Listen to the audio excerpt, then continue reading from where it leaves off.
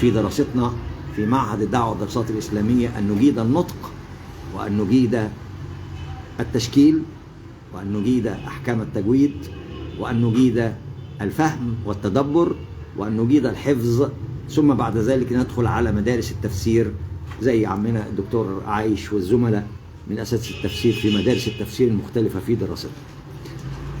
أبدأ الآن في محاضرة اليوم مع علم العقيدة ومراجعة أساسيات علم العقيدة، وخاصة للفرقة الأولى.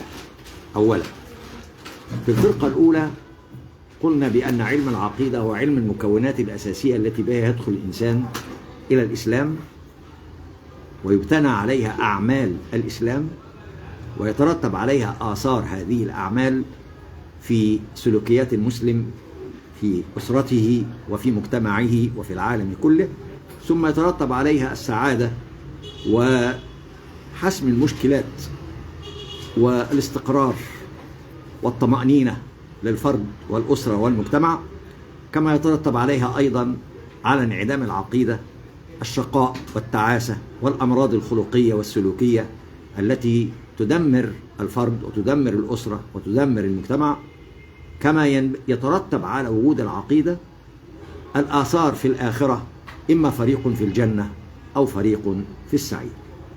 علم العقيدة هو علم القواعد الأساسية التي بها ندخل إلى الإسلام، علم اقتناع، علم الإيمان يعني. وأركان العقيدة عند أهل السنة 6: الإيمان بالله عز وجل وحقوقه، إيمان بالرسل والكتب والأنبياء وحقوقهم وخاتمهم صلى الله عليه وسلم، ثم الإيمان بالسمعيات اللي هي تشمل عالم الملائكة، عالم الجن، الأجل، الرزق، الاحتضار، سؤال القبر، نعيم القبر أو عذاب القبر بحسب أعمال الإنسان. ثم الأمر الرابع أو الركن الرابع من أركان الإيمان يدخل فيه مقدمات اليوم الآخر، اللي هي علامات الساعة الصغرى والكبرى والفتن التي يمر بها الناس. ودراسة الفتن مهم لأنه يعلمنا تحديد مواقف المسلمين بغير تميع مع الفساد والباطل إذا ظهر، والتبرؤ من المنكر، وكيفية نشر وفشو المعروف في المجتمع إذا كثر المنحرفون في المجتمعات. وأعتقد أننا في زماننا نسمع أصواتا نكرة اليوم أصبحت تبدل المعايير أو تزدوج في المعايير أو تبدل في الحقائق، وتجعل الصدق كذبا والكذب صدقا كما أخبر النبي صلى الله عليه وسلم. فنحن نعيش عصر هذه الفتن، ولا بد أن يكون لنا موقف يتمثل في ال5 كلمات القرآنية دولي. الكلمة الأولانية: لتبيننه للناس، والكلمة الثانية: ولا تكتمونه، والكلمة الثالثة: والآمرون بالمعروف، والرابعة: والناهون عن المنكر، والخامسة: والحافظون لحدود الله. الآية في سورة إيه؟ توبة. وفي النهاية المكافأة إيه للي يعملوا ال5 دول؟ وبشر المؤمنين إن الله اشترى. يبقى أصبح في عندي هنا في وجود الفتن دور مهم جدا أحقق ال5 أهداف دول حسب دعوة القرآن الكريم. ما أقفش بقى كده إيه متفرج وأقول أنا مالي بقى، ماليش دعوة. ما تسيب اللي يشتم في الإسلام يشتم، ما تسيب اللي يسب الدين يسب الدين، ما تسيب اللي يلحد يلحد. لا، ده احنا محتاجين يكون لنا دور. هذا الدور مش هنقول اضرب وخانق وافتح صدرك، لا، انما دور البيان والحجة وعدم كتمان الرسالة اللي احنا شهداء بيها ومسؤولين عنها امام الله عز وجل. ثم الامر بالمعروف ايضا بالكلمة الطيبة والاسلوب الهادف، ثم النهي عن المنكر ايضا بالاسلوب الرفيق الذي يأخذ بأيدي الناس إلى دين الله عز وجل، ثم أيضا الثبات على حدود الله وشرع الله والمحافظة عليه ونصرة شرع الله عز وجل، وأن نكون به قدوة. إذا لم يلتزم به غيرنا نكون نحن به قدوة في تطبيقه وإقامة منهج الله.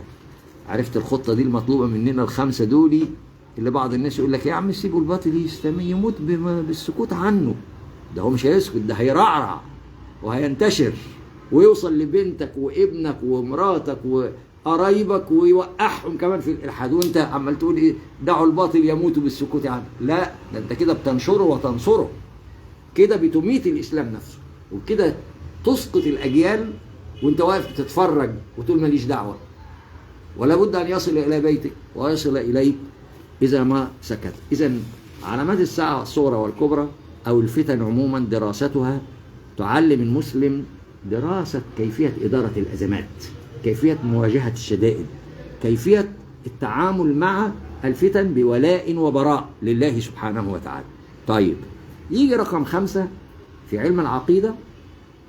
قلنا مقدمات اليوم الاخر، يبقى في عندي رقم 5 احداث اليوم الاخر نفسه، من ساعه خروج الروح ايه اللي هيجرى، ثم يوم الحشر ايه اللي هيجرى، ثم العرض، ثم 13 محطه، وكل محطه حسب اعمالك ينجيك الله فيها.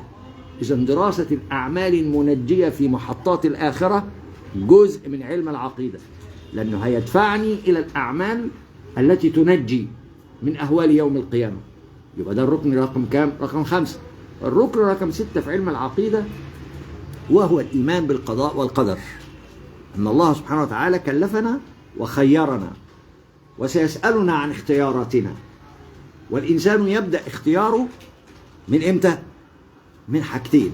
اول حاجه وصول الانسان لسن البلوغ ذكرا او انثى، اللي هو 15 سنه مثلا، او اكتمال النضج الجسماني، زائد وصول الرساله الى الانسان، وصول الحجه الشرعيه، وما كنا معذبين حتى نبعث رسولا. يبدا هنا اختيار الانسان مع وجود العقل ووجود الحجه، اصبح الانسان مسؤول عن اختياراته، ان خيرا فخير وان شرا فعلى نفسه شر. يبقى ده اسمها الاركان الست لعلم الايه؟ العقيده.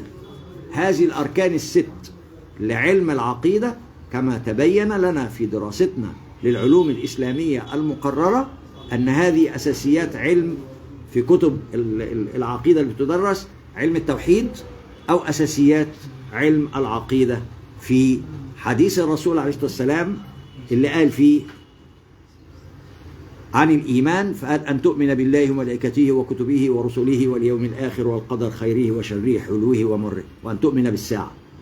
أو جمعته آيات القرآن الكريم، ومن بينها قول الله تبارك وتعالى: آمن الرسول بما أنزل إليه من ربه والمؤمنون كل آمن. عد بقى فين هم الستة دول؟ طلعهم لي كده يا شيخ عمر من الآية. بما أنزل إليه والمؤمنون كل آمن إيه؟ ها؟ أدي أول ركن، بالله كل آمن بالله. 2 وملائكته، دخلنا في السمعيات اهم، ها؟ ملائكته وكتبه، دخلنا في الرسل والكتب، ورسله، ادي الكتب، خلاص ادي ال3. وبعدين لا نفرق بين احد من الرسل، برضه تبع الكتب والرسل. ها؟ عندنا القدر اللي هو هيجي اهو، ما هو خد بالك، ما كمل الايه بتقول ايه؟ وقالوا سمعنا وأطعنا. يبقى رضوا بحكم الله عز وجل في اختيار التكليف. يبقى أصبح عندي إيه؟ مخير ولا مسير؟ بقى مخير واختار الإيمان فصار مؤمنا سمعا وطاعة لله ينال الأجر. يبقى دي الإيه؟ التكليف بتاعه. أدي هنا إيه؟ القدر خيره وشره حلوه، الرضا بقدر الله. قالوا سمعنا وأطعنا. طيب وبعدين غفرانك ربنا وإليك المصير، دخلت فيها الآخرة وعلامات الساعة بمقدمتها، وعلامات الساعة بأحداثها وكيفية النجاة منها. وقول سمعنا وأطعنا غفرانك ربنا إيه؟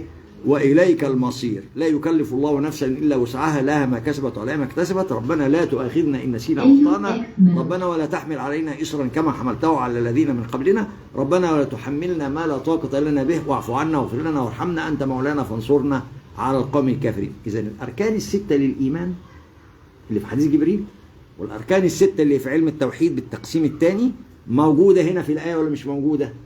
طلعناها من الآية ولا لا؟ قصاد مننا دلوقتي طلعناها من الآية، عشان لما يجي حد يقول لك اثبت لي ان أركان الإيمان هم 6 موجودين في القرآن الكريم، عشان ما يألفش حاجة من عنده، ما يطلعش بقى حاجة من عنده يقول لك ده في أركان إيمان تانية أخرى. نقول له لا، خلي بالك، ما جاء في القرآن الكريم وفصله القرآن، أجمله القرآن وفصله القرآن وفصلته السنة، هذا هو عقيدة المسلم، ما يخترعش حاجة من عنده. خلاص؟ لأن مسألة إيمان أو كفر العقيدة. خلاص؟ طيب، لما ندرس علم العقيدة، أول واحدة في علم العقيدة معرفة الله عز وجل وحقوقه. وفي سنة أولى قلنا لابد إن احنا نشوف الإلحاد اللي تفشى في وسط بعض شبابنا وأجيالنا كيف نواجهه، لأن ده إنكار للإيمان بالله عز وجل. يطلع واحد يقول لك أنا ملحد وأفتخر. إذن كيف نرد على هؤلاء الملحدين؟ كيف نرد على هؤلاء الملحدين؟ إذن لابد علينا أن احنا ندرك حقيقة الإيمان. إدراك حقيقة الإيمان يا حضرات، إن احنا ندرك أسباب الإلحاد إيه.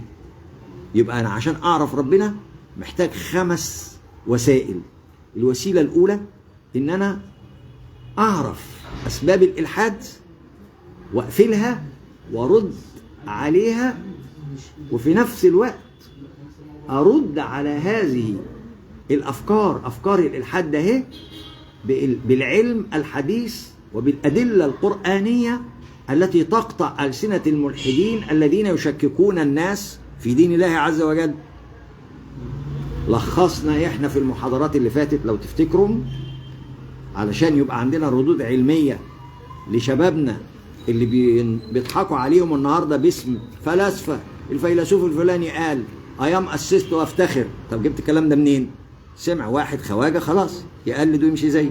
لا، ده تعالى كل الأفكار دي كلها تقوم على 5 نظريات أو ملخصة في ال5 نظريات اللي قالوا إن اللي أوجد الكون الطبيعة، واللي قالوا بعد كده الصدفة، واللي قالوا بعد كده التولد الذاتي، واللي قالوا بعد كده ما لا نراه لا نؤمن به، وما نراه هو اللي يبقى موجود، وبالتالي ما دمنا لا نرى الله يبقى لا نؤمن بوجود إله، أعوذ بالله من الشيطان الرجيم.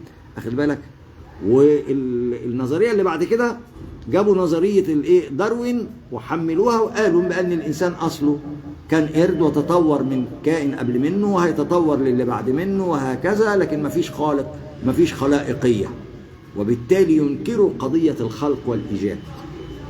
طبعا احنا لازم ندرس الكلام ده عشان شبابنا النهاردة اللي بيتورط في هذه الأفكار ازاي نرد على هذه الأفكار الإلحادية.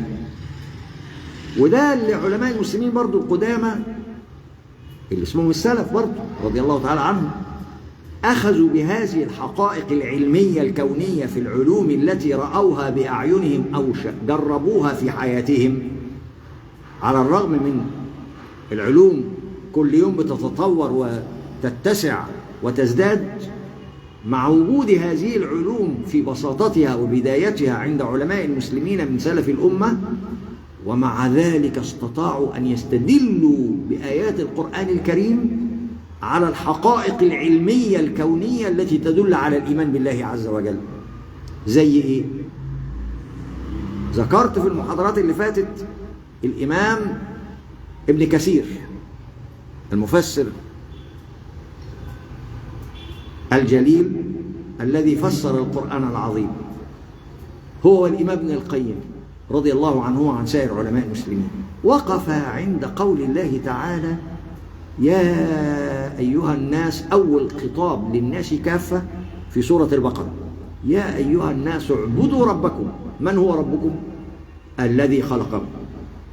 عد بقى كام علم من علوم الحقائق العلمية الموجودة في الكون استدلوا بها على معرفة الله عز وجل، والقرآن هو اللي بيوصلنا ليها برضه من خلال الآيات القرآنية. يبقى العلم نفسه يتوافق مع القرآن في الدلالة على الإيمان بالله عز وجل كما أخبر سبحانه وتعالى في القرآن. يا أيها الناس اعبدوا ربكم. من هو ربنا؟ الذي خلقكم. أدي واحد. 2، يبقى خلق الإنسان وعملية التخلق في الجنين في بطن أمه دي آية تدل على الإيمان بالخالق العظيم سبحانه وتعالى. يبقى التخلق يدل على الخالق. خلاص؟ خدوا من دي. كمان والذين من قبلكم، اختلاف الأجناس واختلاف الأنواع، خلاص، واختلاف اللغات برضو آية من آيات من الذي خلق ومن الذي نوع ومن الذي أبدع؟ إنه الله سبحانه وتعالى. وهذه آية مرئية مشهودة بالعلم الحديث نشهدها، مع إن في نظام وسيستم قائم في خلق الناس وفي خلق الكائنات، إلا إن ربنا سبحانه وتعالى اداهم وسائل التخاطب وأسلوب التعامل. طيب لعلكم تتقون. من هو الله؟ الذي جعل لكم الأرض فراشا. دخلنا على علوم الأرض، من علوم الأرض الجغرافيا، إلى علوم الجيولوجيا، إلى علوم المعادن، إلى علوم الكائنات اللي تعيش على الأرض، إلى علوم النباتات، إلى علوم المياه. كل ذلك بنظمه وحقائقه العلمية تدل على من نظم ومن أوجد على علم. خلاص، الذي جعل لكم الأرض فراشا. ثم انتقلت بعد ذلك الآية إلى علوم السماء، والسماء بناء.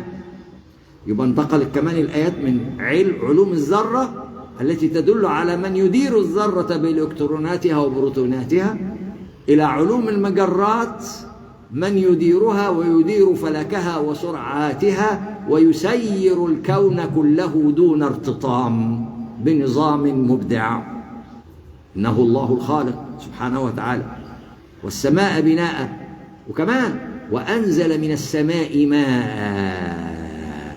يبقى دورة المياه في الكون، الماء سواء ماء المالح أو الماء العذب له دورة، وهذه الدورة نظام مقنن بعلم. هل المية لها عقل عشان إن هي تعرف إزاي تقنن، إزاي يتم ترشيح المية الملحة ولحد ما تتبخر وتطلع بعد كده هو إلى مية عذبة، ثم تتجمع، ثم تتكثف، ثم سحاب، ثم تلتقي وسالب بموجب، ثم تسقط في أرض تحتاج إلى إنزال الماء لسقيا الإنسان وسقيا النبات والحيوان فيها. ده لابد في حد منظم لهذه الدورة المائية. يبقى أصبح دورة الماء في الكون دليل الإيمان بالخالق الذي نظم دورة الماء، لأنه قال وجعلنا من الماء كل شيء حي أفلا يؤمنون. يبقى عندي هنا هو وأنزل من السماء ماء. طب خامس حاجة قال وأخرج به من الثمرات رزقا لكم. الأرض هي الأرض مكوناتها واحدة، والمية هي المية مكوناتها واحدة، لكن ترمي البذور في الأرض تطلع لك البذور أنواعا شتى، ألوانا شتى، أطعمة شتى، نباتات أنواع، فصائل متعددة. إيه اللي خضروات، وإيه اللي فواكه، وإيه اللي بهارات. ده أنت لو وقفت قصاد الراجل بتاع البهارات وهو بتاع العطار وتقف عشان تشوف الألوان المختلفة للمنتجات اللي جايبها من الأرض، ده هي اللي طلعت من الأرض، تستغرب من الذي عدد هذه الأنواع وجعل لكل واحدة منها خصيصة ورائحة وطعم ودور ووظيفة. لا شك وراء ذلك من نظم وأبدع.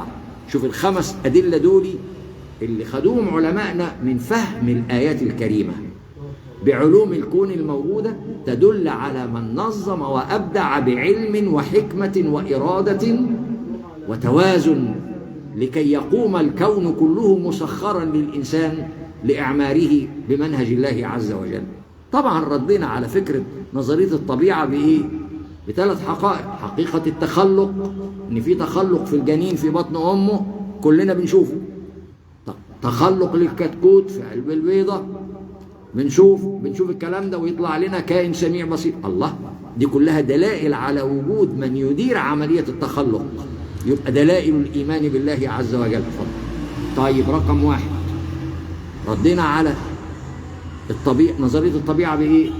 بالإيمان بوجود تخلق. وما دام في إيمان بوجود حقيقة علمية اسمها تخلق الأجنة أو تخلق الكائنات، سواء في النبات أو في الحيوان أو في الطير أو في الحشرات أو في الأسماك أو في كل الكائنات، إذن وجود خالق أراد ونظم بعلم وحكمة وإبداع. هذه دليل رقم واحد. دليل رقم اتنين، ده بنتكلم على العلوم اللي احنا شايفينها بعينينا، والعلوم استقر عليها العالم كله، ترد على الإلحاد وتقطع ألسنته. طيب يجي كمان قال لك الحرارة. قوانين الحرارة والقانون الثاني بتاع الترموديناميك، انتقال الحرارة من الشمس إلى الأرض إلى الأجسام، ثم تبتدي الحرارة من شديد إلى أنها تقل، تضمحل، تقل. راحت فين الحرارة دي؟ اكتشفوا أن للحرارة بذلك نهاية. ما دام الحرارة بتمسك الكوباية وتلاقي لسعت إيدك، ثم بعد شوية تبص تلاقي إيدك اللي كان فيها اللسع ديت والكوباية اللي كانت فيها سخونية ديت ولسع، تلاقيها خلاص راحت ما عادش. طب راحت فين الحرارة؟ بدأت تقل تقل تقل تقل. الله، إذن لها نهاية بهذا الإيه؟ الإقلال. ومن هنا أثبت العلماء الترموديناميك في القانون الترموديناميك في هذا العلم، أثبت العلماء أن هذا القانون يعلن نهاية للحرارة، والحرارة دي مصدرها إيه؟ الشمس. يبقى في نهاية اهي، وما دام في نهاية إذن لها إيه؟ بداية. يقف العقل البشري أمام حقيقة يقف العقل البشري أمام حقيقة من المبدئ ومن المعيد. يبقى الإيمان بمن أبدأ ومن إيه؟ أعاد. ده علم قانون الترموديناميك في الديناميكا الحرارية. القانون الثاني موجود في علماء الهندسة عارفينه، وعلماء الذرات عارفين الكلام ده. يبقى العلم الحديث يسقط الإلحاد. طيب وكمان ثالث حاجة قالوا كمان وجود الحركة. ده الذرات بتدور بحركات، كل ذرة اكتشفوا إن في جدول دوري لجميع المعادن، وكل معدن له ذرات، وكل ذرة منه في التراب ده اللي احنا شايفينه تراب، لا، مكون من إلكترونات وبروتونات وفوتونات، وتدور بنظام وتدور بسرعات. لو تدخلنا في هذه السرعات لابد أن يحدث انفجار، زي القنبلة الهيدروجينية والقنبلة النووية. طب ليه حصل انفجار؟ لأن تدخلنا في السرعة، ولما دخلنا في السرعات لازم يحصل تغير. هذا التغير يكون من أخطر الأمور على الإنسان حرقا وإهلاكا. طيب الله، السؤال: من حرك هذه المادة العمياء؟ من الذي أوجد فيها الحركة؟ يبقى لابد يكون في حد بيحركها بيسيرها. طب بص لفوق كمان على أكبر شوية، المجموعات الشمسية، مجموعات والمجرات، ده بتجري بسرعات، واكتشف العلم الحديث سرعات رهيبة. إذن في سرعات. طب من الذي يسيرها؟ وقفنا عند من يحرك فوق. إذن ما دام الكون من الذرة إلى المجرة يسير بحركات سريعة وإيقاع منتظم، إذن لابد من الإيمان بوجود من حرك وأدار هذه الحركة. إذن لابد من الإيمان هو الذي يسيركم في البر والبحر كيف يشاء.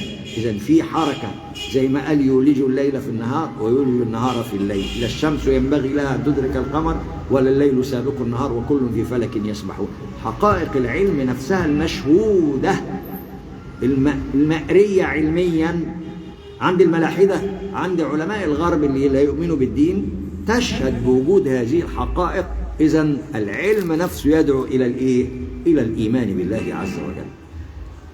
برضو شفنا الرد على الصدفة، وقلنا إن طالما اكتشفنا إن في نظام سيستم في الخريطة الوراثية لكل كائن، سيستم موجود للجدول الدوري للمعادن، سيستم موجود في حركة الذرة، في حركة المجرة، إذا لا يمكن أن يكون هناك صدفة في هذا الوجود. وما دام في سيستم وفي نظام، يبقى إذا من نظم ومن أحكم ومن قدر ومن أبدع هو الخلاق العظيم الذي قال: إن الله خالق كل شيء، أو الله خالق كل شيء سبحانه وتعالى. إن الله فالق الحب والنوى.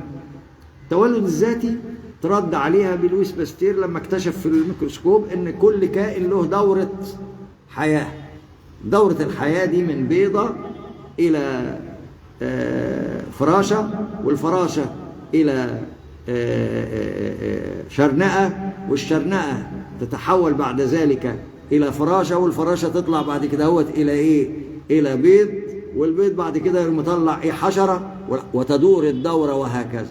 جزء من هذه الحركة بتاعة دورة الحياة لكل كائن لا نراه إحنا بأعيننا، يوم يتصور الجاهل الملحد ان ان الحاجه اتوجدت من نفسها كده. لا، مش من نفسها كده، ده في جدول ليها ماشيه فيه ودوره ماشيه فيها انت ما انتش واخد بالك فيه منها. وهذه الدوره جزء منها في الهواء، جزء منها بينتقل إليك على الأيدي أو في الأوراق أو في من مكان لمكان، لكن موجودة في الكون، ترى بعضها وبعضها لا تراه. فليس معنى أنك توجد ترى هذه الكائنات موجودة نشأت في مكان معين تقول خلاص هي نشأت كده. لا، ما نشأتش كده، ده في جدول ليها ماشية فيه بدورة منظمة نظمها خالق عظيم رتب وأبدع سبحانه وتعالى. تيجي نظرة الدعوات الوجودية اللي قالوا من لا نؤمن إلا بما هو موجود. ما هو بني إسرائيل قالوا الكلام دوت أرنا الله جهرة. يبقى يجي القرآن الكريم يرد على هؤلاء ويقول لهم طيب بصوا للعلوم الحديثة بتاعتكم، ستجدون ما لا ترونه تعترفون به. العقل، أقل حاجة العقل. الروح، هل يستطيع أحد فينا أن يرى عقله شغال إزاي؟ ما يقدرش. تقدر تقول للعقل هو فين؟ هتقول بس اهو، تشير اليه فقط، لكن شغال ازاي ما تعرفش الكلام ده. تعرف بقى علماء المخ والتشريح يقوم فيه فصوص، وكل فص مش عارف ايه، اليمين بتاع ايه والشمال بتاع ايه واللي فوق بتاع ايه واللي تحت بتاع ايه. الله الله الله الله الله الله، يعني في علم موجود. طب تفاصيله شغال ازاي؟ والله احنا لحد كده وقفنا. يبقى عندي هنا اهوت حقائق موجوده في الانسان، عقل ولا يستطيع الانسان ان يدرك كنه عقله، على قده برضه في المعلومة. يبقى إذن أمور لا نراها لكن نؤمن بوجودها. الله، طب تنكر ليه الله اللي أعطاك العين والرجل والجسم والكون بهذا النظام وأنت لا تستطيع أن تنكر عقلك وتقول إنك أنت مجنون لأنك ما أنتش شايف عقلك؟ بل الروح إذا نزعت من الجسم يموت الإنسان. هل تستطيع أن تقول أن أنا رأيت الروح بتاعتي؟ ما تقدرش إلا عند خروج الروح. تبث في الإنسان عند الميلاد وتخرج منه عند الموت. طب هذه الروح ما كنهها كيفيتها، لكن تؤمن بوجودها؟ أيوه موجودة، بدليل أنه بيموت وتسحب منه. إذن لا يستطيع أن ينكر الروح. وبالعلوم الحديثة والحقائق العلمية الحديثة اكتشف العلماء في العلوم الحديثة إن في 4 أمور، قوى وطاقات موجودة بتحكمنا على الأرض ده اللي احنا عايشين عليها دي، وتعمل على ثباتنا عليها دون أن نرتطم بالكائنات الأخرى. ايه اللي مخلي الإنسان على الأرض ماشي مستقر مطمئن؟ هتقول قانون اسمه قانون ايه؟ الجاذبية. طب وقانون ايه تاني؟ قال لك قانون الكهرومغناطيسية. يبقى كهربائية ومغناطيسية. وقالوا قانون ثالث أو طاقة ثالثة وهي الطاقة النووية. طاقة الإيه؟ النووية. قالوا كمان في اكتشفوا طاقة رابعة كمان موجودة اللي بتعمل الجاذبية على الأرض والتوازن على الأرض لينا، مع إن الأرض بتدور حوالين نفسها والأرض بتدور حوالين الشمس، والشمس والأرض والمجموعة الشمسية بتدور حوالين المجرة نفسها الكبيرة. يعني 3 دورات وسرعات من أخطر ما يمكن. لو اختلت كان زماننا نبقى بسابيس في الكون. لكن ليه منتظمة؟ عشان في قوة معينة ربنا عاملها مظبط بيها طمأنينتنا احنا وارتباطنا بالأرض التي نعيش عليها بأمره هو سبحانه وتعالى. إن الله يمسك السماء أن تقع على الأرض إلا بإذنه. خلاص؟ يجي قانون رابع وهو قانون إيه؟ يسموها الطاقة الموازية أو الطاقة الإيه؟ السالبة، الطاقة الضعيفة، الطاقة النووية السالبة. بقى 4 طاقات موجودة تتحكم في وجودنا ولا نراها بأعيننا ونعترف بوجودها. أيوة، زي إيه في حقائق العلم؟ ده العلم اللي بيقول، العلم الحديث اللي بيقول زي الكهرباء. حقيقة موجودة النهاردة، طاقة كبرى في جميع بيوتنا لا ترى بالعين المجردة في السلك، لكن تستطيع أن تعرف أثرها بالرؤية الضوء أو بانتقال الصوت أو بفتح الأجهزة، وأنت تعرف إن في كهرباء أو ما فيش كهرباء. لكن لا تستطيع أن ترى الكهرباء نفسها وتعبيها كده وتشيء قرب منها يا ما لما أشوفها بعيني خليه ينصعق. إذا لا ترى لكن يؤمن بوجودها حتى لو كان ملحدا. تعال شوف موجات الراديو، موجات الراديو لاسلكية، موجات التلفزيون، موجات الرادار، موجات الموبايلات اللي تنقلك الآن إلى أي مكان في العالم، صوت وصورة، بث أونلاين أو تستقبل بث أونلاين، دي كلها لا ترى بالعلم مجرد. طلعها لي كده في رسالة على جنب كده من الهواء اللي قصاد منك دي، وهي بتستقبل دلوقتي وبتبث، أو هي بتستقبل دلوقتي محادثة مع، أو أنت بتستقبل محادثة مع حد في مكان آخر، تقدر تعبيها، تقدر تحزلها، تقدر تحطها على جنب، ما تقدرش شايفها بعينك، ما انتش شايفها، لكن موجودة حقيقة، موجودة حقيقة. إذا سقطت نظرية ما لا أراه موجود لا أعترف بوجوده. نقول له لا، ده أنت دماغك نفسها ما انتش عارف اللي فيها إيه من جوه، وتؤمن بأنك أنت عاقل لكن لا ترى العقل، وتؤمن بأن لك روح لكنك لا ترى الروح، وتؤمن بهذه الحقائق العلمية للعلم بالتجارب والاكتشاف والمعمل والبحث والتنقيب والاستنتاج العلمي والاستقراء والاستنباط أثبت وجود هذه الحقائق من القوى الأربعة اللي موجودة في الكون والتي تضبط وجودنا على الأرض، وإلا كان زماننا اتدمرنا تدميرا. إذن سقطت نظرية ما لا أراه غير موجود، وإن لابد أن أرى ربنا عشان آمن منه. لا، ده أنت في كذا حاجة في حياتك لا تراها وتؤمن بها غصب عن عينك، لأنك بدونها لا تستطيع أن تعيش، فما بالك بالله سبحانه وتعالى الذي ليس كمثله شيء وهو السميع البصير. طيب، جت بعد كده نظرية داروين اللي قالوا فيها أصل الأنواع وأصل الإنسان كان قرد ثم تطور، والرد عليها في كلمتين. ثبت علم الجينات الوراثية والدي ان ايه بأن كل كائن، اكتشف العلماء أن كل كائن له رقم وراثي خاص به. كل كائن من الكائنات له رقم وراثي، هذا الرقم الوراثي لكل كائن به يتميز وبه يتكون عدد الجينات لكل كائن. فما تيجي تقول لي مثلا ان الانسان 46 كروموسوم، 23 كروموسوم زوجي للانسان، الكروموسات الزوجيه دي للبني ادم. طب اللي بعد منه ده فين المسافه؟ يجي الايه القرد بعد منه هيطلع كام؟ يطلع القرد يبقى مش ده القرد بعد كده هياخد ايه؟ كم كروموسوم يتفوق على الانسان. طب اللي اقل من الانسان ايه؟ اللي قبل منه يطلع الفار الصحراوي. الله، اذا القضيه ان الانسان تطور من قرد قضيه غلط، علميا غلط. يثبت العلم الحديث كذب هذه القضيه وعدم حقيقيتها وعدم وجودها، لان الانسان لو كان اصله هيبقى قرد يبقى كان لازم القرد يبقى ايه؟ يبقى كان الفار اولى، لأن الفار كان أقل ثم تطور زاد. لكن علشان نقول إن الإنسان 23 كروموسوم ثم يجي بعد منه القرد أعلى منه، لا، ده يبقى مش الإنسان تطور. خد بالك، مش هيبقى الإنسان تطور، ده هيبقى هنا الإنسان هبط إلى مستوى أدنى من مستواه، يبقى تدنى الإنسان. عشان كده يا حضرات لابد ان احنا ندرك ان العلم الحديث يثبت الان حقائق الايمان. وجبنا لحضراتكم في الرد العلمي كتاب خرافة الالحاد، وعملنا تحليل موجز للحقائق العلمية اللي نقدر نشرحوها لاولادنا وبناتنا المعرضين للالحاد. فجاء الدكتور شريف عمرو الشريف في كتاب خرافة الإلحاد اللي احنا لخصناه قبل كده، وذكر أسباب الإلحاد عند الغرب، إن الدين عندهم متناقض مع العلم، بينما الإسلام عندنا لا يتناقض مع حقائق العلم.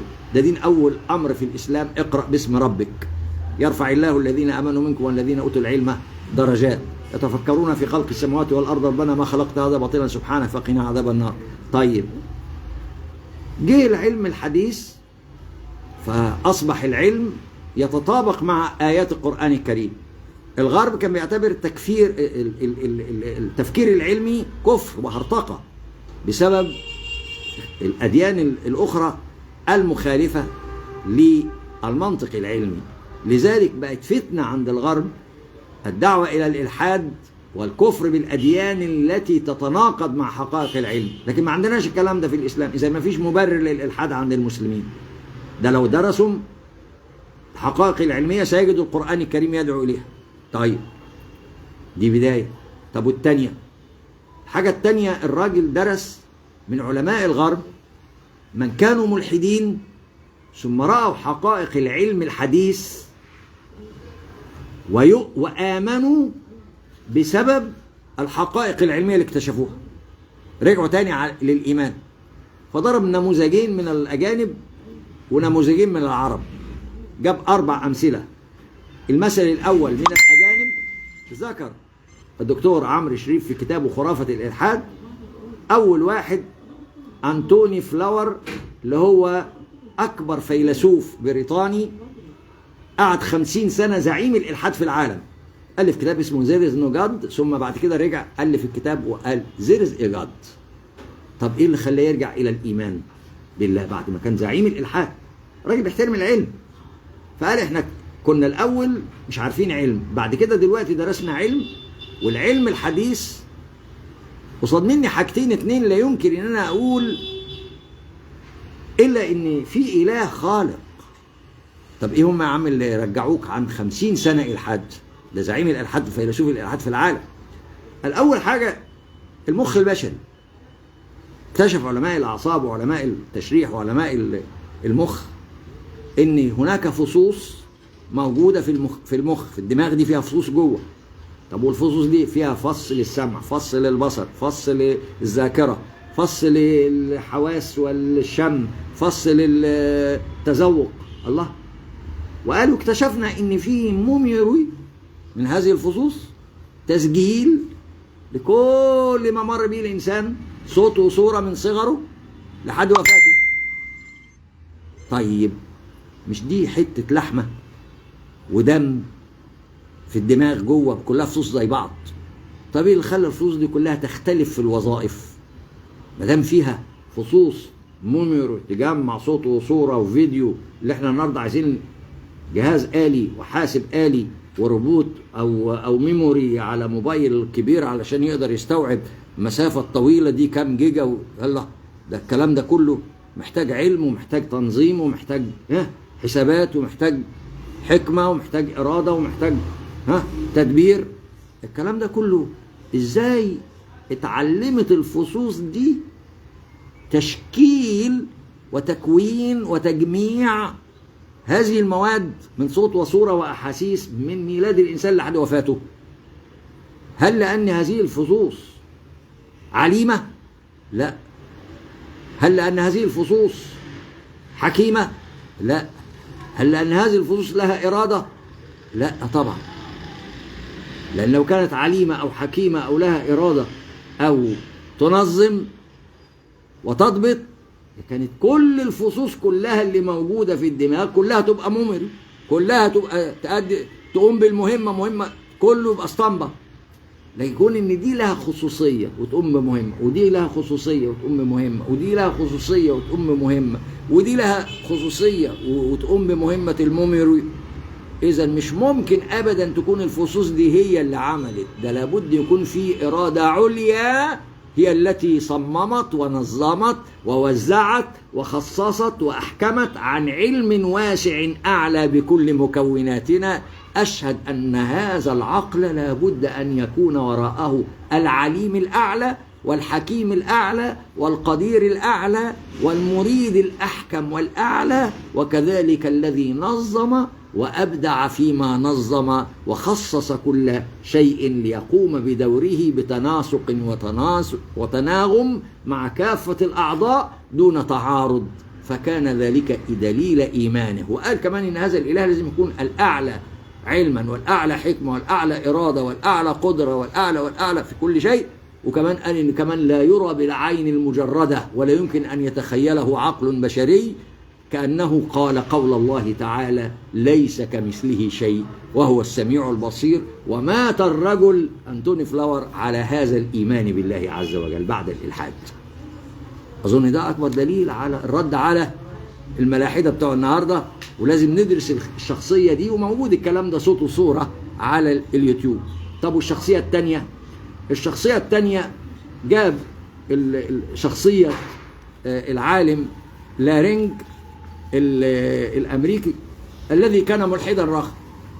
جاب الملحد الأمريكي لارينج وذكر إن هذا الملحد لارينج دوت عاش يدعو للإلحاد في العالم نتيجة اصطدامه بالمسيحية الكاثوليكية التي تناقض حقائق العلم، فألحد ودعا إلى الإلحاد. لكن بعد كده مع تطور العلوم الحديثة وقف مذهول قصاد علم الدراسات النفسية، علم النفس، الصحة النفسية. فعلم الصحة النفسية اللي احنا بعض المسلمين بيعتبر الدراسات النفسية دي دراسات كفرية، لا مش كفرية ولا حاجة. لو انت درست تشوف الراجل دخل في الإيمان بسببها ازاي. الراجل وقف قصاد علم الدراسات النفسية قال ان النفس عبارة ان الانسان مكون مش جسمه بس، ده الجسم ده الجزء المادي اللي قصاد مننا. طب والروح؟ عرفنا ان في روح. طب وفي نفس؟ قال في نفس. طب النفس دي بتختص بايه؟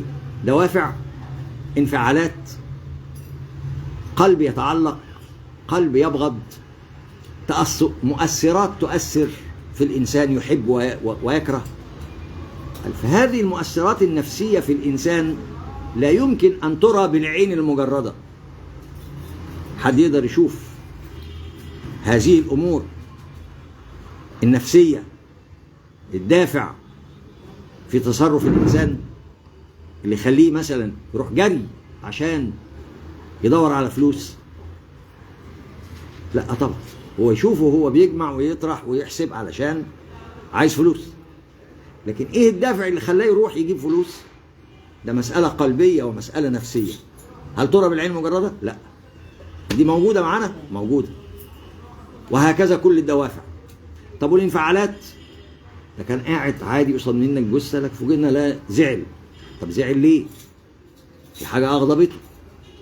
طب الحاجة اللي أغضبته دي سلوك معين أغضبه، ماشي. طب السلوك قصاد من الإنسان كان لو ما فيش قدرات وما فيش كنترول وما فيش تدبير فوق الإنسان، يبقى كان ممكن الإنسان يسمع اللي بيشتمه ويسكت مش متأثر. لكن كونه تأثر، ده التأثر ده معنوي، حس بأن في حاجة غلط فتولد فيه، برضو ده كله مش مادي، تولد فيه انه يقوم ينتصر لنفسه. فهذا التولد الداخلي ده قبل ما يبقى سلوك مادي في رد العدوان او رد المعتدي بقى اسمه ايه؟ خد بالك، يبقى في عندي دافع وعندي انفعال. انفعل، هذا الانفعال لا يرى بالعين مجردا، لكن هو البداية اللي تخليه ايه؟ هيرد. الله، طب مين اللي اوجد فينا هذه الانفعالات واوجد فينا هذه الدوافع؟ قال بس يبقى وجود هذه الدوافع وهذه الانفعالات وهذا الاحساس العاطفي اللي يخليك تحب ده وتكره ده وتميل الى هذا ولا تميل لذاك، ده كله عمل معنوي كبير جدا جدا ومؤثر في حياتنا، وبناء عليه تكون النفسية يا اما نفسية راقية يا اما نفسية ايه؟ ضيعة. وبالتالي علم مهم جدا اللي اودع هذه الصور، اودع هذه المعنويات في جسم الانسان، لابد ان يكون اكبر من المادة واكبر من جسم الانسان واكبر من المؤثرات اللي بتؤثر في الانسان. اذا لابد ان يكون هناك اله خالق هو الذي وضع فينا هذه العواطف ووضع فينا هذه الانفعالات، فتأثر الرجل بقلبه بعلم الصحة النفسية الحديث ومؤثرات النفس الإنسانية إلى وجود مؤثر أكبر وأعلى يقود الكون، وهو الإيمان بالخالق العظيم سبحانه وتعالى. ولذلك الدكتور عمرو شريف سمى إيمان الدكتور أنتوني فلاور، قال عليه رحلة إيه؟ عقل من خرافة الإلحاد إلى حقيقة الإيمان بالعلم. وأسمى رحلة الدكتور لارينج الأمريكي من الإلحاد سماها رحلة قلب، لأنه شاف الإيه؟ تأثر بإيه؟ بحقائق علمية لا ترى بالعلم مجردة في علوم الصحة النفسية، ومؤثرة في شخصية الإنسان، يا إما شخصية قوية يا إما شخصية مهزومة هزيلة. وبالتالي أدرك وجود الخلاق العظيم سبحانه وتعالى الذي يتحكم في عقولنا ويتحكم في قلوبنا، ودرس القرآن ودرس التوراة والإنجيل، ثم في النهاية انتهى إلى الإيمان بالإسلام والدخول فيه، وما يزال على الإسلام يكتب منتصرا للا إله إلا الله ولحقائق القرآن الكريم. طبعا دي مراجعة في علم الإيمان بالخالق العظيم سبحانه وتعالى، والدلائل العلمية الإيمانية التي ترد على الإلحاد. ذكرنا في محاضرات سابقة دلائل علماء المسلمين السابقين. علماء المسلمين السابقين على فكرة الدكتور في كتاب خرافة الإلحاد مش ذكر بس الأربعة دول، الاثنين دول، ده ذكر أربعة كانوا ملحدين أساتذة الإلحاد ثم آمنوا بالله. من الأربعة دول اثنين قلنا غربيين، أنتوني فلاور البريطاني، والتاني اللي هو ناثانج لارينج الأمريكي، خلاص، وده لسه عايش موجود. ذكر اثنين من العرب، من علماء العرب وفلاسفة العرب، ألحدهم ثم دخلوا إلى الإيمان بعد التأمل في العلوم الحديثة. والاثنين دول مين؟ مش هقول لك بقى، ده عندنا واحد اسمه الدكتور عبد الوهاب المسيري الله يرحمه ويحسن إليه، كان داعية في البداية تجربة إلحاد، ثم بعد ذلك صار داعية إلى الإيمان بالله عز وجل والدفاع عن الإسلام وقضاياه والرد على الحركات الصهيونية العالمية والماسونية التي تريد تدمير العالم الإسلامي رحمة الله عليه. ثم أيضا الدكتور مصطفى محمود في كتابه رحلتي من الشك إلى اليقين، وكتابه الثاني حوار مع صديقي الملحد، وكتاب الثالث اللي هو إيه اللي اسمه يا ست إيه الله. الكتاب ده برضو لمصطفى محمود، كانت طبعته أخبار اليوم، وهذا الكتاب موجود في المعهد هنا. احنا حاطين نسخة من هذه المراجع علشان تتمرنوا ازاي تلخصوا الكلام ده وتدوه لشبابنا وبناتنا واطفالنا اللي النهارده اللي بيسموهم مراهقين، واللي بيشككوهم النهارده في حقائق الدين، واول حقيقة فيها قضية الايمان بالله سبحانه وتعالى. يبقى 4 هم، خلاص. الشيخ عبد المجيد الزنداني، وعشان كده قلت يا جماعه شكلوا لجنه علميه للاعجاز العلمي للقران الكريم. الشيخ عبد المجيد الزنداني رحمه الله عليه لما عملنا لجنه هيئه الاعجاز العلمي للقران الكريم وشاركنا فيها في جده زمان، الراجل ده دكتور عبد المجيد الزنداني رحمه الله عليه اليمني، هذا الرجل بقى ياخد ايات القران الكريم اللي بتتكلم على الحقائق العلميه ويعرضها على علماء المتخصصين في جامعات اوروبا وامريكا، خلاص، ويعرض هذه الحقائق العلمية اللي القرآن قال عليها وعلماء الغرب اكتشفوها اليومين دول. فإذا به يعرض على 14 عميد من عمداء كليات الطب وعمداء تخصصات المختلفة في جامعات الغرب، يعرض عليهم آيات الإعجاز العلمي للقرآن الكريم، ومن بينها الآية الكريمة في سورة النساء: إن الذين كفروا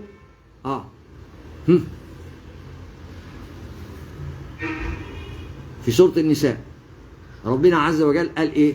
كلما نضجت جلودهم بدلناهم جلودا غيرها ليذوقوا العذاب. طب ليه قال بدلناهم جلودا؟ ما يقول بدلناهم لحوما أو عظاما أو أعضاء، ده قال جلودا. وبعدين كمان ربط الجلود بإيه؟ ليذوقوا، تذوق إيه كمان؟ ده العذاب، الإحساس بالإيه؟ بالعذاب. يوم في مؤتمر طلع دكتور اسمه يتجاث، اسمه الدكتور يتجاث تسجن أو تجسن. هذا الرجل عميد كلية الطب في إيه؟ في تايلاند، عميد كلية الطب في تايلاند. هذا الرجل العالم الغربي، العالم أو العالم التايلاندي، هذا الرجل درس الطب ما يعرفش بقى قضية إيمان بالله عز وجل ولا لأ. وانت كده اتفضل. يبقى عنده قضية الإيمان معزولة من مسألة ما يعرفش قال الله ولا قال الرسول، لأنه مش مسلم أساسا. خلاص. في الآية الكريمة في قول الله تبارك وتعالى أذكركم بيها: إن الذين كفروا بآياتنا سوف نصليهم نارا كلما نضجت جلودهم بدلناهم جلودا غيرها ليذوقوا العذاب. فالراجل بيتكلم بيقول إن الجلود بتنقسم. جلد الإنسان عبارة مكون من لابس قميص، هذا القميص اللي موجود في جسم الإنسان دوت مكون من 2 متر مكعب أو 2 متر مربع من الجلد الدقيق المحيط كفر على كل أعضاء وجسم الإنسان، وإن الكفر ده تحت منه عصبونات أو مراكز عصبية. هذه المراكز العصبية بتمتص أو تاخد من الجلد الإحساس بالبرودة، بالسخونة، بالألم، باللذة. يبقى في إحساس على الجلد مش على الجلد نفسه، ده تحت الجلد. الحساسات دي موجودة فين؟ تحت الجلد. وبعدين تنقل هذه الأحاسيس إلى إيه؟ إلى الأعصاب، شبكة الأعصاب، لتصل بها في التو واللحظة إلى المخ. وإذا وصلت إلى المخ يبتدي المخ يفلتر ويصدر قرار فوري في 1/1000 من الثانية تعمل إيه؟ تتصرف إزاي؟ زي الطفل العيل الصغير حط إيده في باريسة الكهرباء، لا الكهرباء لا إيده راح مخضوضة. إيه اللي حصل؟ زي ما قلنا المراحل دي كلها تمت في 1/1000 من الثانية لنجاته. فالراجل بيقول اكتشفنا وجود العصبونيات دي موجودة تحت الجلد. فالشيخ عبد المجيد الزنداني الله يرحمه قال له: طب ايه رأيك اذا كان الكلام ده موجود عندنا في كتابنا في القرآن الكريم من 1400 سنة نطق به محمد صلى الله عليه وسلم. قال له: ايه؟ انت بتقول ايه؟ انا عميد كلية الطب في تايلاند اسمه تاجاثات تاجسن. لو فتحت كده اليوتيوب هتشوفه، هو الراجل بيتكلم مع الشيخ الزنداني، الدكتور تاجاثات تاجسن، عميد كلية الطب من أكبر علماء التشريح في العالم وعميد كلية الطب بتايلاند. خلاص. فالراجل تاجاثات تاجسن دوت الدكتور دوت أستاذ التشريح قال له: لا وريني بقى الكلام ده فين؟ ده احنا واخدين دكتوراهات وشغالين على الكلام ده، وفي الآخر نكتشف بعد 1400 سنة وتقول لي إن في واحد قبلنا ب 1400 سنة قال الكلام ده؟ لا، ده احنا نروح بقى نبيعه فجل وجرجير بره في السواق أحسن لنا بقى. قال له: والله عندنا في القرآن الكريم. قال: اتفضل وريني. فتلا عليه الآية الكريمة رقم 56 في سورة النساء. خلاص. فلما قرأ الآية قال له: معقول الكلام ده؟ قال له: أيوه وريني ترجمة للقرآن. لقى نفس الآية. فالراجل فكر: الله، طب مين اللي قال الكلام ده قبلنا؟ ده احنا ما اكتشفناش الكلام ده غير خلال 100 سنة الأخيرة دي يا أساتذة الطب، لما شرحنا وشفنا وقفنا على جثة الإنسان لما الجلد اتنزع منه، واكتشفنا أن الجلد إذا نزع من الطبقة الخارجية من الأعضاء ينعدم الإحساس. والدليل على كده ساعة ما بياخد الإنسان الحقنة، أول ما بيحط الحقنة على الجلد يبتدي يقول أي. طب إذا دخلت الحقنة جوه ما عادش فيه أي خالص. طب ليه الألم حس بيه؟ حس لأن ساعة ما غذي الجلد خبط في العصبونيات بتاعت امتصاص الإحساس بالألم اللي موجودة في أول تحت الجلد، ثم دخلت الإبرة جوه، خلاص ما عادش فيه عصبونيات تحت العصبونيات، هي العصبونيات هي اللي بتاخد خلاص. فخد الخبطة الأولى اللي تحت الجلد. فإذا الجلد اتغير واتشال فقد الإحساس، مش هيحس بقى، مش هيقول أي. خلاص دخلت الإبرة جوه، خلاص مش هيقول أي. طب عشان يقول أي تاني يبقى لابد من تجديد الجلد تاني ويبقى سليم. يبقى عندئذ يبدأ الإنسان يحس بالإيه؟ بالألم تاني. عشان كده جت الآية قال ليذوقوا العذاب. يبقى أصبح في معجزة قرآنية. فالراجل استغرب، المعقولة الكلام ده موجود في القرآن الكريم؟ قال: لا، لا لا لا لا لا لا لا، هذا الكلام لا يمكن غير بواحدة من اتنين.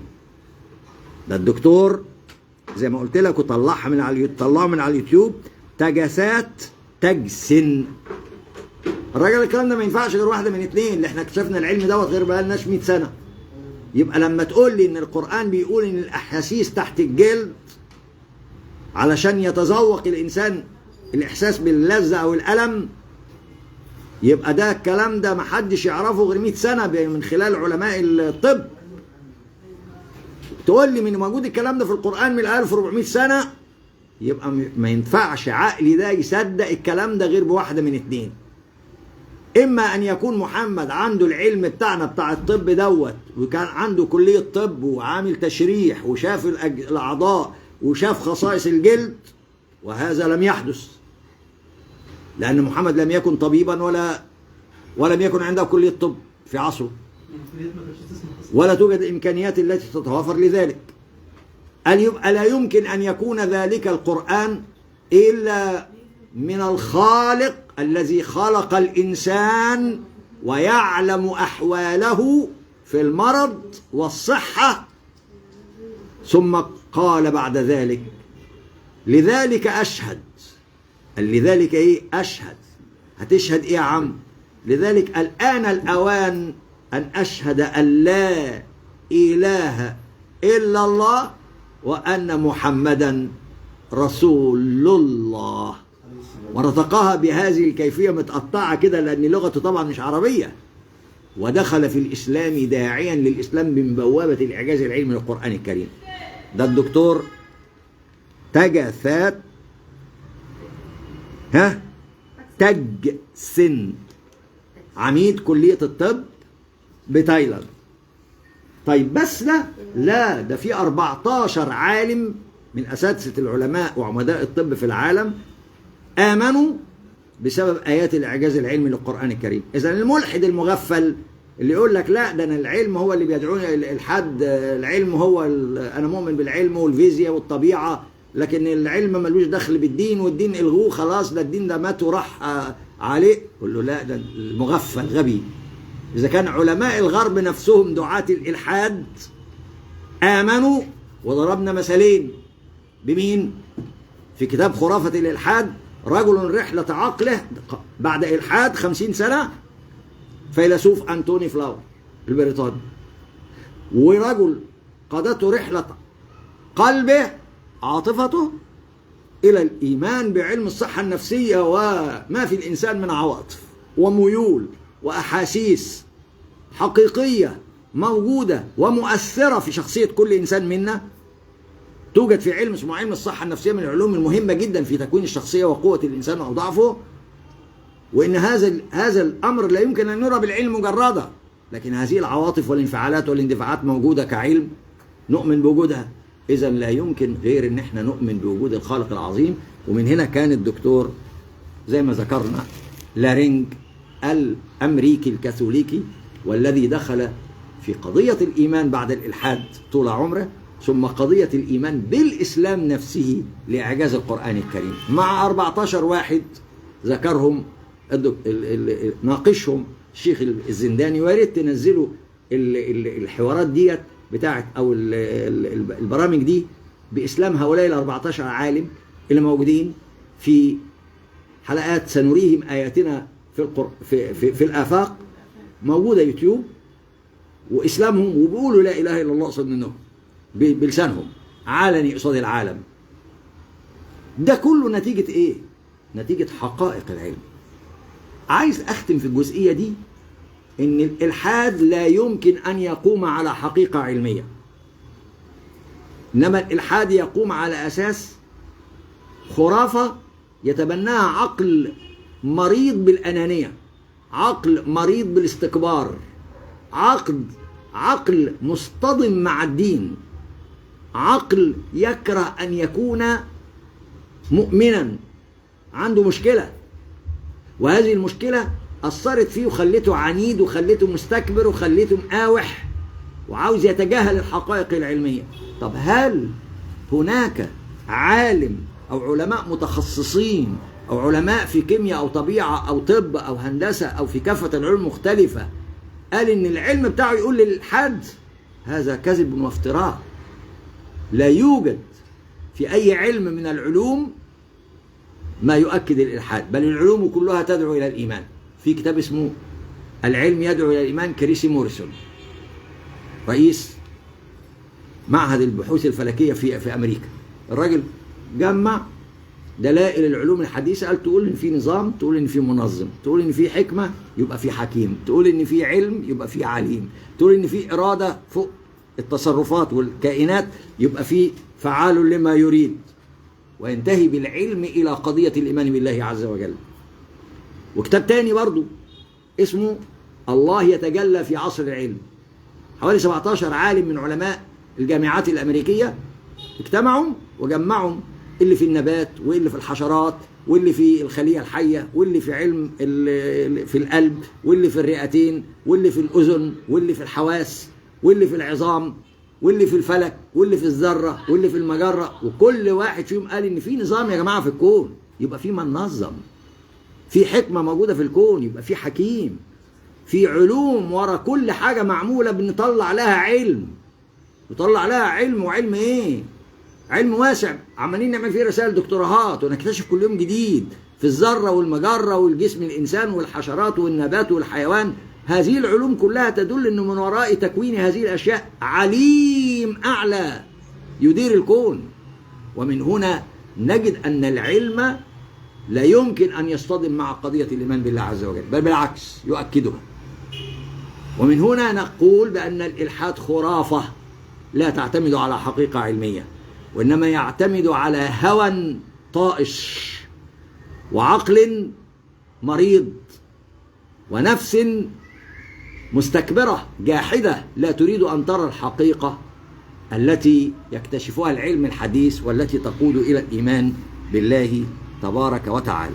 إن شاء الله بإذن الله تعالى يوم الثلاث اللي جاي بإذن الله تعالى هكمل في الأمر الثاني بعد معرفة الله عز وجل زي ما قلنا بالدلائل العلمية وآيات الله الكونية وآيات الإعجاز العلمي في القرآن الكريم. ده الجزء الأول في معرفة الله. الجزء الثاني في معرفة الله عز وجل وحدانية الله سبحانه وتعالى، إنه واحد مش اثنين ولا ثلاثة ولا الأقانيم اللي موجودة عند الكتب الأخرى، وإزاي من الكتب الأخرى ما يؤكد أن الله واحد. هنقول الكلام ده، وكمان هنقول حاجة ثالثة في معرفة الله تقتضي مننا معرفة الإله. هل يتجسد الإله؟ هل يتجسم الإله؟ هل يمكن أن نتخيل الإله بشكل معين أو نصوره تصوير البشر أو الكائنات؟ للأسف اليهود عملوا الإله في الموضوع دوت، عملوا منه حكاية. مش عايز أقول إنهم يعني هقول في الجزئية الأولانية اللي هي بتاعت إن الإله مش أقانيم ثلاثة وإن الإله واحد. في عالم جليل اسمه الدكتور مجدي مرجان، المستشار الدكتور مجدي مرجان صاحب هذا الكتاب. الدكتور مجدي مرجان كان مستشارا، وقبل ما يخش المستشارية بتاعت القضاء خدوه في الكنائس لكي يكون شماس، وقعد هذا الرجل يدرس في القرآن الكريم حتى يطعن على القرآن الكريم وعلى الإسلام. ولكن هذا الرجل بعد أن قرأ القرآن الكريم جاله سؤال: الله واحد زي ما الإسلام بيقول وزي ما في الأناجيل بتقول الكلام ده بس متداري شوية، ولا ثالوث أب وابن روح قدس؟ قالوا لو قلنا أب وابن روح قدس ده في الآخر بيرجع يقول إيه؟ إله واحد آمين. طب إزاي يبقى إله واحد آمين وهو ثالوث؟ أكيد الكلام فيه حاجة مكتوبة غلط. الراجل الحقيقة ألف هذا الكتاب وبحث، وزي ما قلنا في الأصل كان جاي بيدرس عشان إيه؟ لكن الرجل بعد أن درس وجد إن كلمة آب بتطلق على الإله بالنسبة لكل الكائنات وكل البشر. هو أب لكل البشر، بمعنى إيه؟ اللي تساوي عندنا في الإسلام الرب، خلق، أوجد، رعى، نظم، رزق، ينفع ويضر. يبقى اللي بيرعى شؤونهم يعتبر أبوهم مجازا يعني. ووجد كلمة ابن دي في الأناجيل بتطلق على مين؟ مش بس على يسوع، ده أطلقت على آدم أنه ابن الله. فآدم عندهم في الأناجيل، ده الراجل اللي اكتشف قال إن آدم قالوا عليه ابن الله، موجود في الأناجيل، خلقه ابن لله. وقال إن نوح ابن الله، وقال إن الرسل أبناء الله، وقال إن المؤمنين اللي يتبعوا الرسل ويتبعوا يسوع أبناء الرب، وقال كمان أكتر من كده كمان الملائكة أبناء الله. الله. وقال أنا اكتشفت حتى في الصلوات اليومية يقول باسم الآب وباسم الابن وباسم الروح القدس، وفي الآخر يقول إله واحد آمين. على الله. تعددت كلمة ابن دي مع كل الأنبياء ووصف بها كل الأنبياء، وتعددت مع كل الملائكة ووصف بها كل الملائكة، وتعددت الابن دي مع كل المؤمنين إن دول أبناء الله. إذن الإله مش هيبقى ثلاثة بقى إذا كان هنقول الابن يعني ابن حتة من إله ويعبد. إذن الإله هناك مليارات الأقانيم، مش ثلاثة بس. عد كم نبي وكم رسول، زائد عد كم ملك موجود في الكون، زائد عد كم واحد من المؤمنين في العالم. كل دول يبقوا أبناء آلهة، مش بس يسوع بقى بس. يا إما نحترم عقلنا ونقول إن الابن هنا مجازا بمعنى الذي يرعاه ربه، ومن هنا خرج الرجل بأن الله واحد لا إله إلا هو، لا يمكن أن يقبل التثليث. في هذا الكتاب اللي موجود دوت، وموجود الكتاب هنا عندنا في المعهد، والحقيقة الكتاب ده يعتبر حجة وموجود إن شاء الله بإذن الله في المعهد. خد يا دكتورة هالة عشان اسم هذا الكتاب يعتبر حجة في هذا المجال. اليهود في برضه في الكتاب المقدس اللي بيتكون من حاجتين، بيتكون من العهد القديم والعهد الجديد. في العهد القديم لازم عشان نؤمن بالله رقم واحد نؤمن بوجوده والرد على الملحدين، رقم اتنين نؤمن بوحدانيته، ما فيش أقانيم ثلاثة ولا مليارات زي ما شفنا. طب وثالث حاجة في معرفة الله عز وجل، محتاجين معرفة الله عز وجل من خلال إن الإله لا يتجسد كالبشر ولا كالأجرام والأجسام، ولا يمكن أن يتخيله عقل أو بشر، لكن نستدل عليه بآياته. نستدل عليه بإيه؟ بآياته سبحانه وتعالى. هنا عند اليهود لو هبص مع حضرتك كده اهوت كده شوف الإله عندهم شكله إيه في أسفار العهد القديم. صفات للإله عجب، تستغرب، عقلك يستغرب، معقول الكلام ده وساكتين على كده؟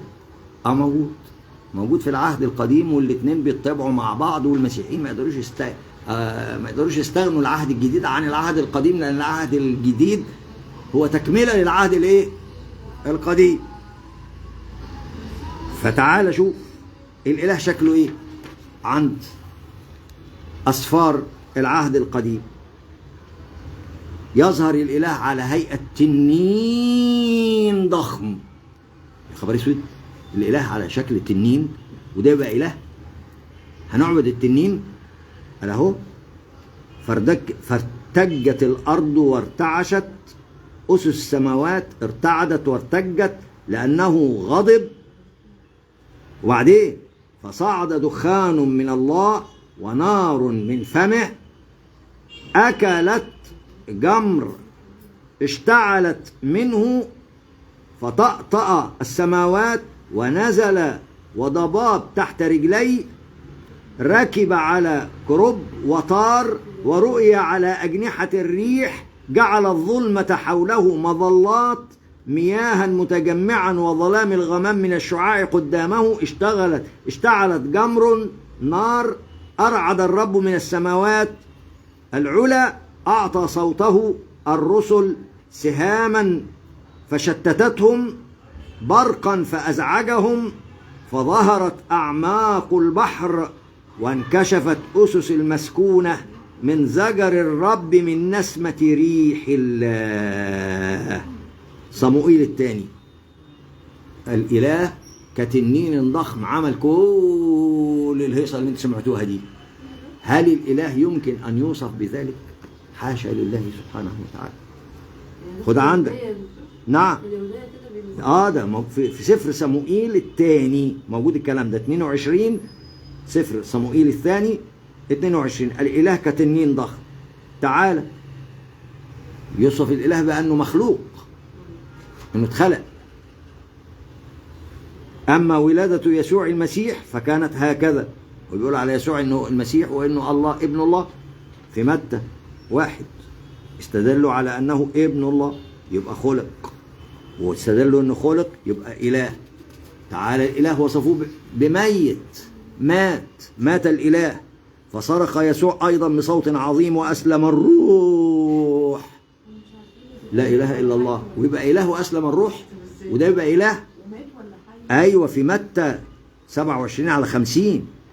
مع إنه هو نفسه اللي بيقول أنا هو الأول والآخر والحي، وكنت ميتا وها أنا حي إلى أبد الآبدين. الله ده أنا صحيت أهو. الله ده في رؤيا يوحنا 1/17-18. أيوة يا جماعة ده جزء من عقيدتهم. بس إحنا كمسلمين عشان أبنائنا اللي بيدرسوا في المدارس اللي فيها مبشرين أو فيها تبشير وإرساليات، لازم نخلي بالنا إنه بيشككون في آيات القرآن وحديث الرسول صلى الله عليه وسلم. إحنا مش بنتكلم في تشكيك ولا بنتكلم في إن نحرجهم في عقائدهم، بنتكلم في لازم نوعي أبنائنا اللي بيتعرضوا للتنصير أو يتعرضوا للصهينة إلى أن عقائدهم بتقول كده، بس هم ما يقدروش يقولوا الكلام ده. تعال اما افهمك بقى عشان ما تقعش وتتقندل وتفكر ان هم يا سلام تريشيك ده حاجه اخر جمال واخر فل. لا لا لا, لا. اتفضل ادي الامثله قصاد منك اهي. تعالى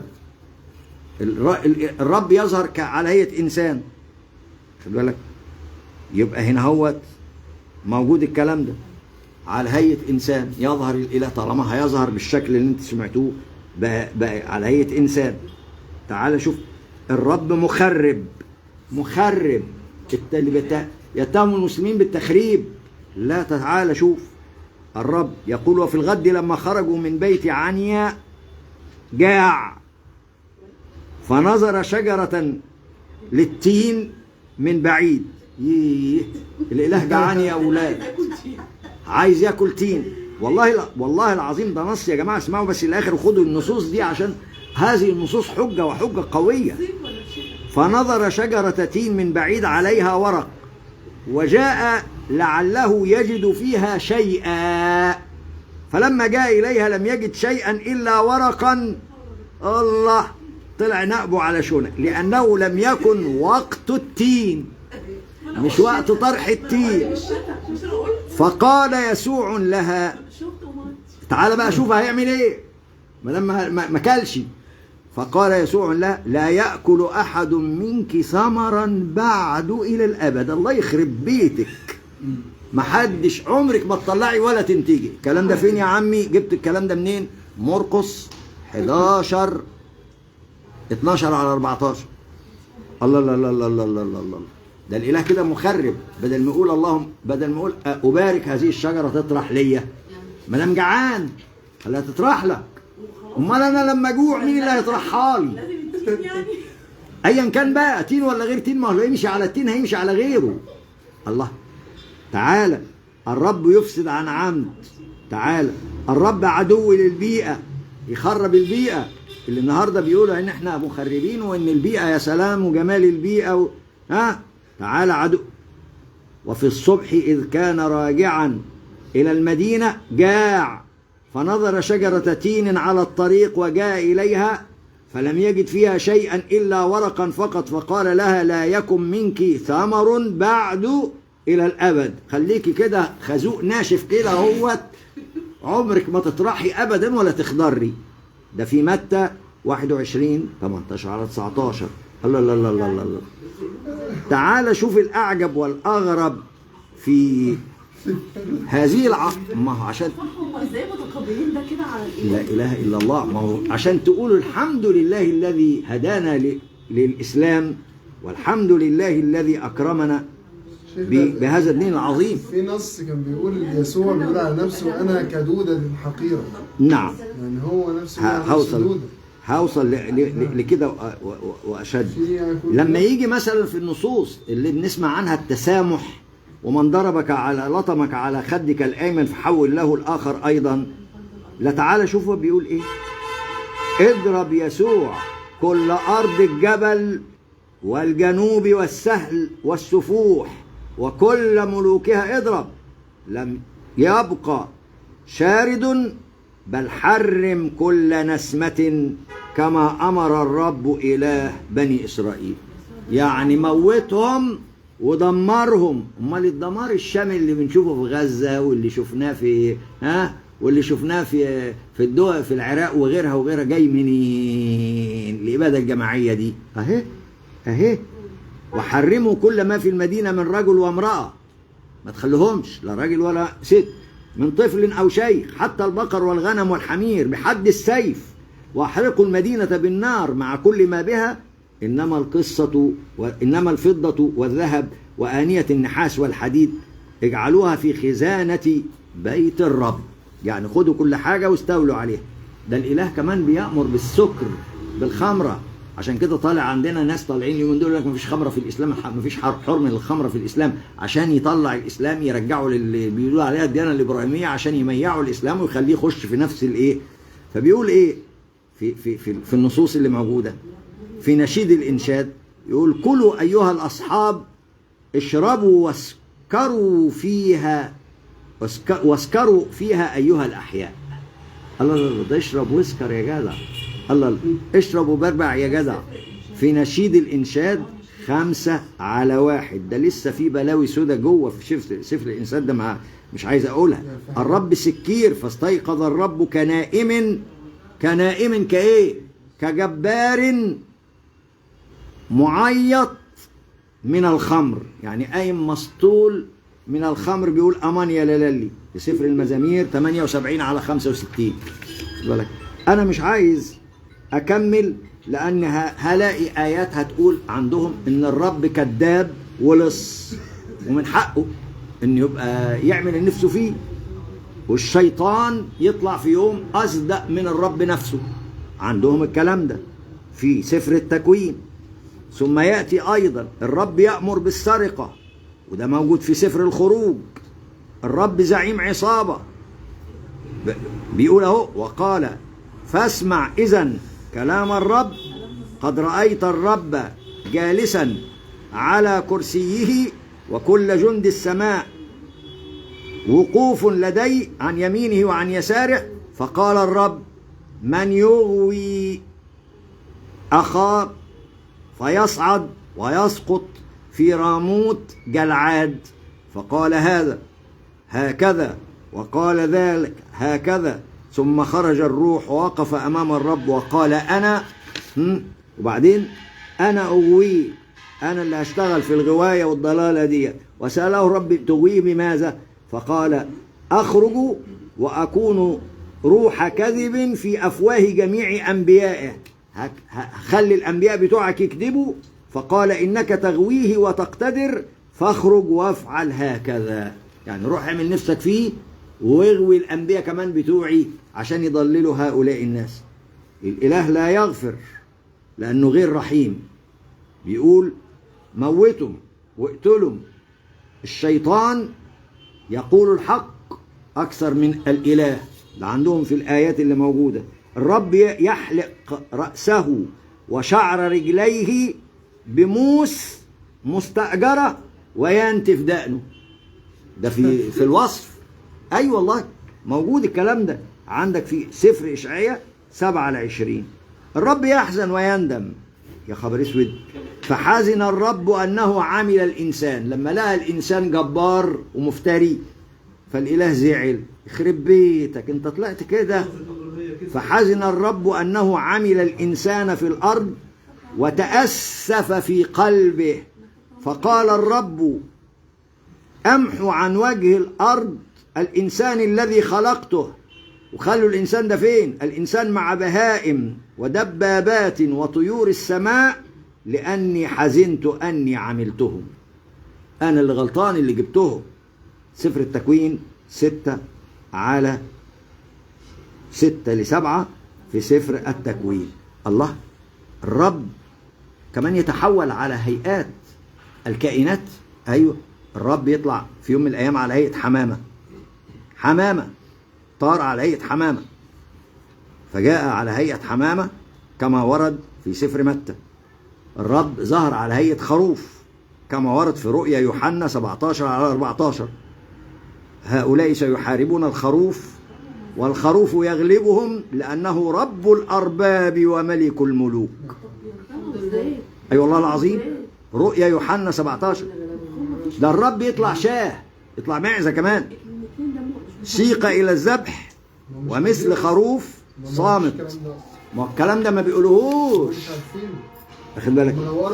يجي الرب على هيئة، يا جماعة أنا بنتكلم على التجسيم في العقائد الأخرى. الرب على هيئة ثور قد أخرجه من مصر، وبعدين إيه؟ وقوته مثل الثور الرحمي الوحشي، مثل الثور الإيه؟ الوحشي. يبقى قوة الإله وطلع من مصر ورداله أكل زي الطور الإيه؟ الوحشي. يبقى الإله تصور بهيئة الإيه؟ الطور الوحشي. الرب يظهر على هيئة أسد برضو في هوشع 13 على 4 وسفر العدد 24 على 8. الرب يطلع على هيئة نمر في هوشع. الرب يطلع على هيئة دبة في هوشع 13 4 على 8. الرب يطلع على هيئة لبؤة اللي هي أنثى الأسد في سفر هوشع 13 4 على 8. الرب يطلع كالعث، يطلع كالحشرات. الرب يطلع كالسوس في سفر هوشع. الرب على هيئة رمة ودودة اللي انت قلتها من شوية، اهي موجودة اهي بالنص في سفر أيوب. في البدء كان الكلمة وكان الكلمة الله والكلمة صار جسدا وحل بيننا، أي أصبح إنسانا، ده في يوحنا. ثم فكم بالحري الإنسان الرمة وابن آدم الدود. يبقى هذا الإله تحول إلى إنسان رمة وابن آدم دود. ثم يظهر الرب عليه إنسان قد ظهر في الإيه؟ في الجسد.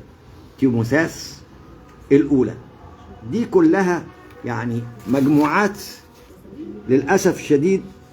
يجي الرب ملعون، يصف نفسه بأنه ملعون، فيصف المسيح بأنه ملعون.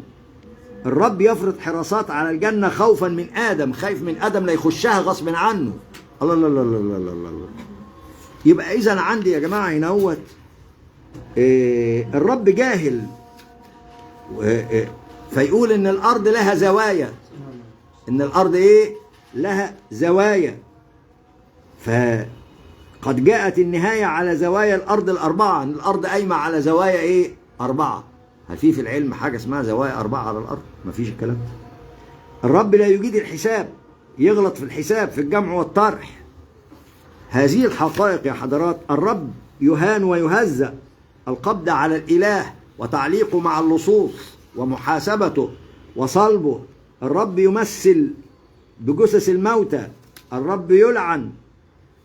كل هذه صور من صور تجسيد الإله عند اليهود وفي أسفار العهد القديم المربوط بالعهد الجديد. وده موجود في كتاب عندنا هنا هوت. هذا الكتاب بنحطه في مكتبة الأبحاث عندنا علشان اللي عاوز يقرأ الكلام ده ويشوفه يراجعه مع كتاب الدكتور علاء أبو بكر معانا اللي بيدرس مقارنة الأديان، ما يجب أن يعرفه المسلم عن الكتاب المقدس بإيه؟ بشقيه، أسفار العهد القديم وأسفار العهد الإيه؟ الجديد. طبعا أكتفي بهذا القدر، لأن عقيدة الإسلام لا تتم في الإيمان بالله إلا بالإيمان بأنه ليس كمثله شيء وهو السميع البصير، لا تدركه الأبصار وهو يدرك الأبصار وهو اللطيف الخبير. ثم أيضا الإيمان له المثل الأعلى. كل هذه الأمثلة لا يمكن أن تكون دليلا على معرفة الله، بل هي خرافات البشر التي ألصقوها بالله عز وجل. ومن هنا معرفة الله تقتضي رقم 1 الإيمان بوجوده والرد على الإلحاد، رقم 2 تقتضي الإيمان بوحدانية الله عز وجل والرد على التثنية والتثليث، رقم 3 الإيمان بأن الله له المثل الأعلى فلا يوصف بالمخلوقين ولا يوصف بالبشر ولا يوصف بالحيوانات كما رأينا عند اليهود عليهم اللعائن. وأيضا لابد أن ندرك بعد ذلك أمرين في علم العقيدة وإحنا بندرسهم، أن ندرك بأن لله الصفات الحسنى والأسماء العلى، الأسماء الحسنى والصفات العلى، ولله الأسماء الحسنى فادعوه بها. يبقى لابد من معرفة الله بأسمائه وصفاته كما ورد في القرآن الكريم وهدي النبي صلى الله عليه وسلم. مفاتيح الجنة، مفاتيح معرفة الله، مفاتيح إزاحة الكرب، مفاتيح إجابة الدعاء، لابد من دراسة هذا الباب، لأن ده هيخليني أنا كمسلم خلاص ارتقيت إلى إيمان بالله صاحب المثل الأعلى في أسمائه وفي صفاته وفي أفعاله، وبالتالي تكون معي مفاتيح إزالة الكرب. وده الكلام ده بنشوفه في دراسة علم العقيدة للفرقة الثالثة، وأنا هتكلم فيه بعد صلاة المغرب إن شاء الله. ثم أيضا خامس حاجة تفعيل العقيدة في سلوك المسلم اليومي. دي المكونات لوحدة الإيمان بالله الخمسة اللي المفترض أنت بتدرس أو بتعلم الناس تركز على الخمس موضوعات. الخمسة دول هم أساس بناء علم العقيدة في حياة المسلم. يبقى الخمسة هتبقى إيه؟ تحويل العقيدة إلى سلوك عملي في حياة المسلم. إزاي؟ هخش بقى على اليقين، هخش على الخشية، هخش على المحبة لله سبحانه وتعالى، هخش على التعلق بالله عز وجل، المحاسبة اليومية، هخش على المراقبة، إن أنا أراقب الله في السر والعلن فأجيد ما أفعله من أعمالي وأقوالي وفق منهج الله تبارك وتعالى. بذلك تتأسس في المسلم الخمس عناصر لمعرفة الله. مؤمن بربنا بأمارة إيه؟ الخمسة دول عرفتهم بقيت مؤمن، ما عرفتهمش لسه الإيمان بتاعك مدغدغ ومصعصع وحالتك يبقى محتاج تركيز ودراسة لهذه الخمسة حتى يقوى إيمانك. ينتقل بعد ذلك الإيمان بالرسل والكتب، الإيمان بعد ذلك بالسمعيات والغيبيات بتاعت الملائكة والجن والأجل والرزق والاحتضار وسؤال القبر ونعيمه وعذابه. ثم ننتقل بعد ذلك إلى علامات الساعة الصغرى والكبرى والفتن وكيف نتعامل معها. ثم ننتقل بعد ذلك إلى أحداث اليوم الآخر 13 محطة وما هي الأعمال التي تنجينا يوم القيامة. ثم ننتقل بعد ذلك إلى قضية الإيمان بالقضاء والقدر والإيمان بحرية الاختيار ومتى نكون مسؤولين عن تصرفاتنا. أشكركم، السلام عليكم ورحمة الله وبركاته. جزاكم الله خيرا. شكرا. أحسنت يا مولانا. الله يكرمك فندم، أهلا بيك.